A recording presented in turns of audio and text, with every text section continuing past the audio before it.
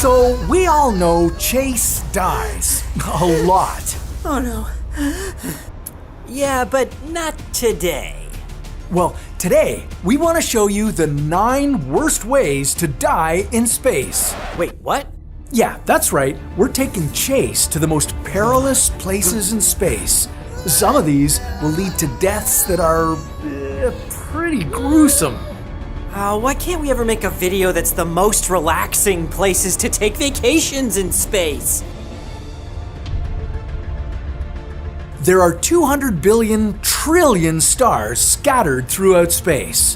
While they light up the universe and provide us with the heat needed for life, these balls of gas are extremely lethal. Quite regularly, stars give off intense bursts of radiation and energy known as solar flares.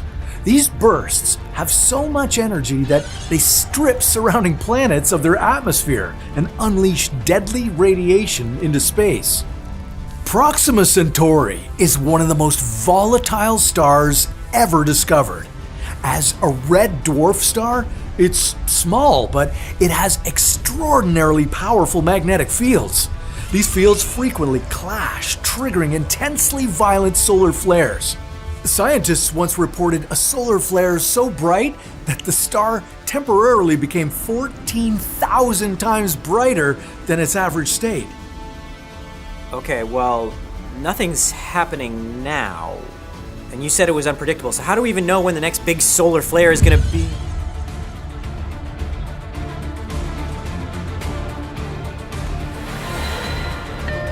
Electrical systems failing. Outer shell burning. Rico! Reroute auxiliary power to life support systems! Rerouting to... Oh no! No, no, no, no! When a sudden surge of high-energy particles hits your spaceship, it would fry every piece of electronics. In a matter of seconds, X-rays and gamma rays would rip through your spaceship, and you'd be suffering from intense radiation poisoning. Aw, I don't like the sound of that. With a direct solar flare blast that strong, the radiation would cause severe alterations to your DNA. You'd feel nauseous and incredible weakness, signs of acute radiation poisoning. At the same time, your life support systems would fail and you'd have a hard time breathing.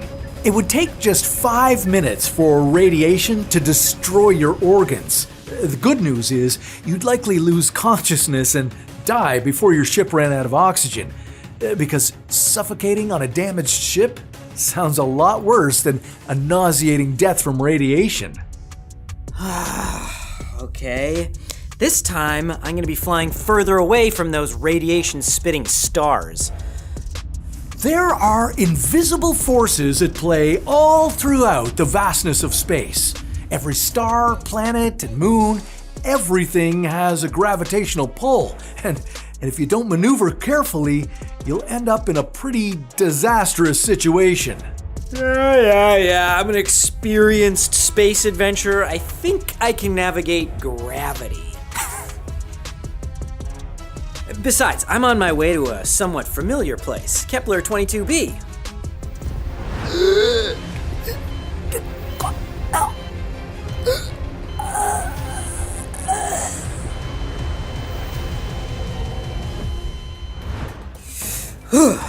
You know, I really gotta give this place a second chance.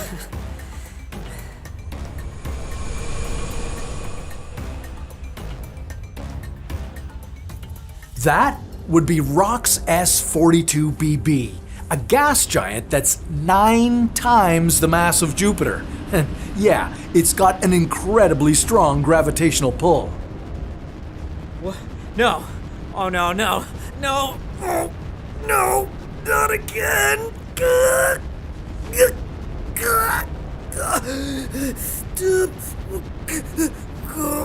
The enormous gravitational pull from this massive planet would catch you in the gravity well trap. Gravity well is space around a massive object like this planet that pulls all nearby objects toward it. And it's dangerous. Your ship's thrusters would fail to counteract this gravity. You'd be rapidly pulled toward the gas giant. all the while experiencing some serious G-forces. You and your ship wouldn't stand a chance against Rock's S-42BB. The G-forces you'd be feeling would cause you to black out. You'd be falling deeper and deeper into this planet's atmosphere until your ship violently breaks apart. And when your ship does break apart, you'll be flung out into the storm of toxic gases and superheated winds. It'd be brutal.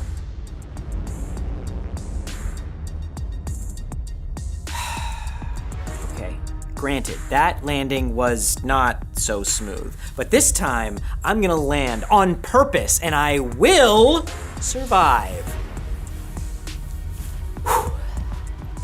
Landing on planets with an atmosphere is extremely complicated because an atmosphere is full of particles that create intense friction during entry.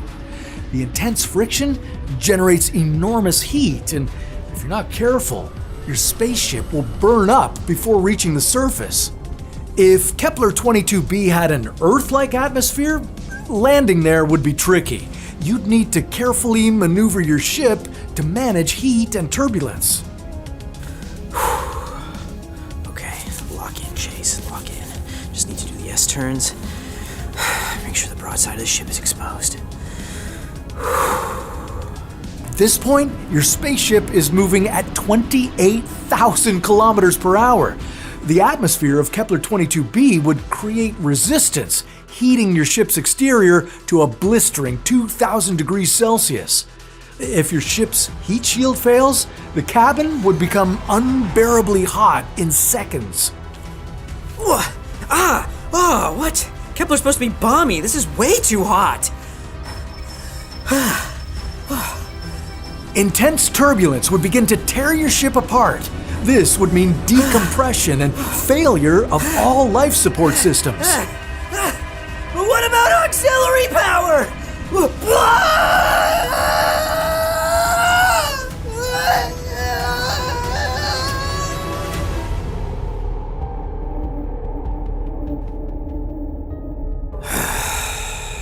Okay, Kepler.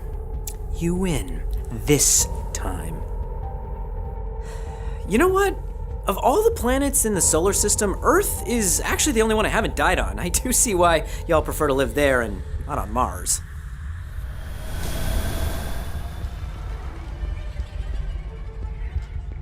Well, Earth is a particularly tough planet to land on. Not only are you navigating its gravitational pull and atmospheric friction, but you also have to dodge a ton of space junk. Literally, there's an estimated 9,000 tons of junk in Earth's orbit, over 100 million bits of small debris, and about 25,000 pieces larger than 10 centimeters. Stuff like old satellites and missile debris get trapped here, some traveling at speeds over 8 kilometers per second. That's 10 times faster than a bullet.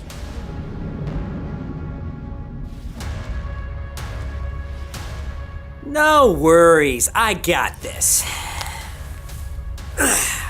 Okay. Yep. Yeah, I knew that was gonna happen. Spacecraft already have to carefully navigate through Earth's low orbit, avoiding debris with tracking and collision avoidance maneuvers, but things may get much worse. If we don't do anything about this debris, it'll keep colliding and breaking into smaller fragments, eventually forming a dense, unmanageable cloud of space junk around Earth. This scenario is known as the Kessler syndrome. And it's bad because it could make it nearly impossible to leave Earth. All spacecraft would face a high risk of collision. Even the tiniest piece of orbital debris traveling at thousands of kilometers per hour could cause catastrophic damage.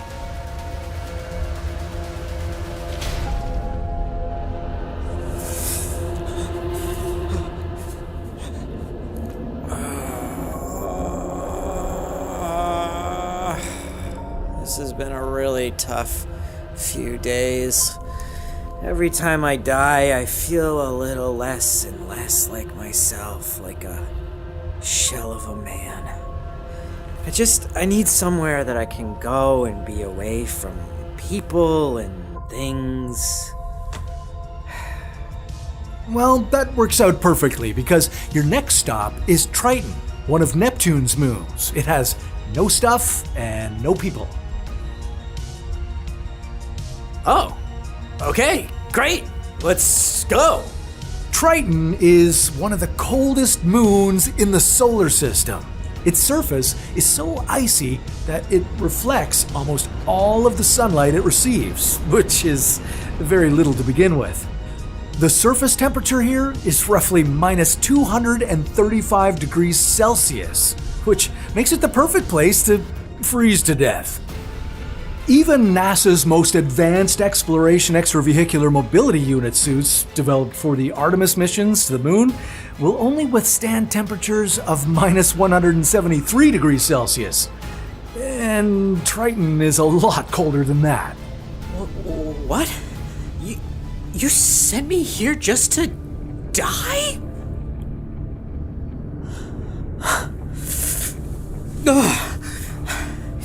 I'll remember this what if guy. On Triton, you wouldn't lose heat immediately like you do on Earth. That's because Triton doesn't have an atmosphere, so there's no air to carry away your heat through convection. It would take you some time to die here.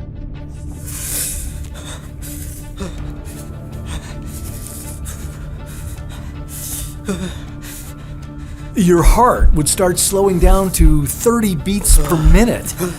Blood would no longer be delivering oxygen to your body. You'd be completely numb.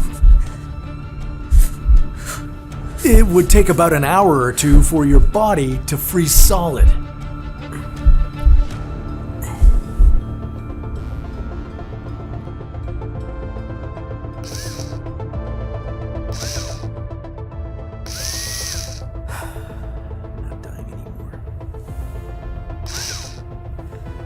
I'm not dying anymore. No way. I'm done, okay? I'm upgrading the ship so it's gonna protect me from radiation, freezing temperatures, micrometeoroids. It's gonna protect me from everything.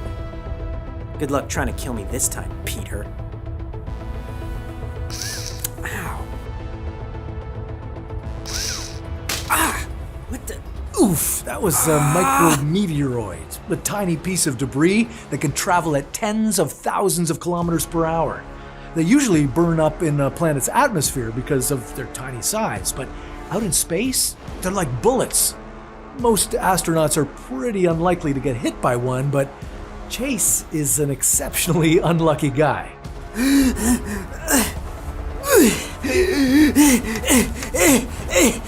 Rico, open the door! Rico, door, Rico! No, not, Rico! So, right now, Chase is experiencing ebulism, which is a fancy way to say decompression, which is a fancy way to say that the rapid change in pressure is causing all of the liquids in his body to boil and evaporate. Yeah, this one might be the worst yet. Okay, that was bad. That was really, really bad. But if I just keep working on the ship, I'll be safe. I'll get it all done, and then I won't get hit by another. Oh, you kidding me? Come on! Oxygen levels critical. Oh no.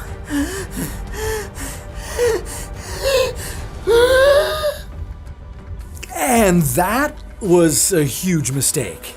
In the vacuum of space, there's no air pressure. And your spacesuit just took a hit, which means that the pressure inside it will change and cause the air to expand.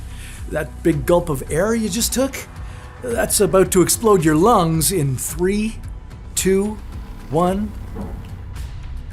As your lungs get torn from the inside, air bubbles will enter your bloodstream, and that will lead to an embolism that will block blood flow to your vital organs like your heart and your brain. Cue heart attack, stroke, and death. Space is so treacherous that even the safety of a ship, yes, even an upgraded one, can't always protect you. There's not much anyone can do against the invisible threat of a black hole. With gravitational pulls so strong they even suck in light, once you realize you're close to one, it's already too late. Yeah, and there's probably a black hole right next to me, isn't there? Oh my god, there is one! Oh, Rico, fire all engines! Reverse! Full reverse! Come on, Rico! Auxiliary power, Rico! All engines in reverse.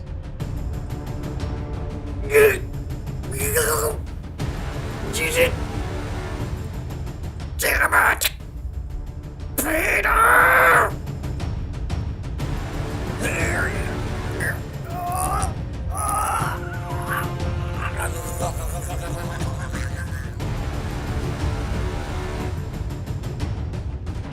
Getting sucked into a black hole, you experience so much gravitational pull, your body literally gets spaghettified. You turn into a long strand of human spaghetti. There was no avoiding that one.